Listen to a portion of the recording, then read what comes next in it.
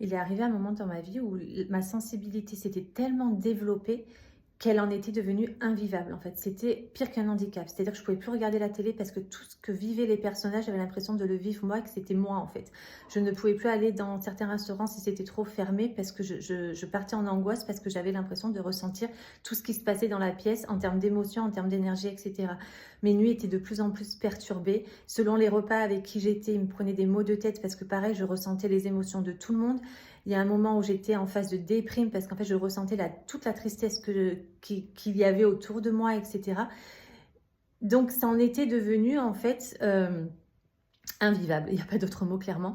Et ce qui m'a permis en fait de sortir de ça, en fait, ben, déjà, ça a été de m'isoler. Donc, c'est-à-dire que j'ai passé un gros moment de ma vie seule pour continuer ce travail de libération, pour me dépouiller de ce qui n'est pas moi et revenir dans mon centre, dans mon rayonnement en fait, pour que j'arrive à trouver, on va dire, ben, ce propre joyau, ce centre de gravité à l'intérieur de moi pour ne plus me laisser envahir par ce qui se passait à l'extérieur de moi, en fait. Et ça a été une grosse étape. Et ensuite, j'ai pris conscience qu'en fait, au plus je résistais à reconnaître ma grandeur d'âme, au plus les symptômes se quintuplaient. C'est-à-dire qu'au plus je voulais rester dans des cases qui étaient trop petites pour moi, à me limiter dans mon rayonnement, dans mon bonheur, dans le fait de ne pas trop briller pour ne pas trop déranger ou déclencher autour de moi. Au pire, c'était clairement.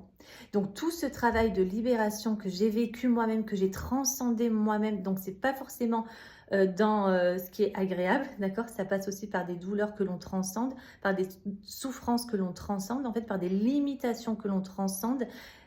Mais c'est là qu'en fait on a accès à notre paix parce qu'on est enfin aligné à notre essence.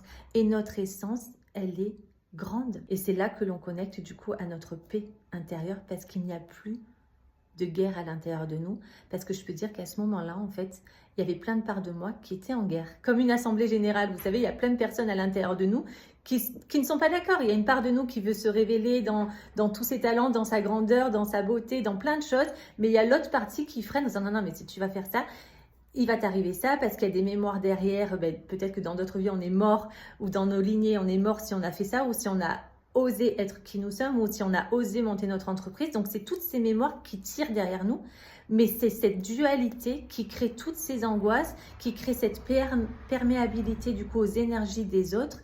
Et c'est là que en fait, la descente, elle peut être très rapide.